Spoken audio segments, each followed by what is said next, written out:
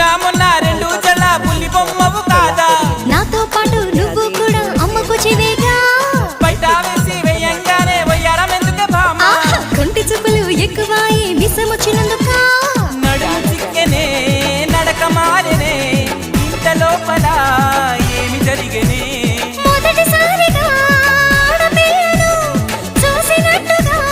మైకం నీకు తమలపాకు మమ్మల్ని సొక్కు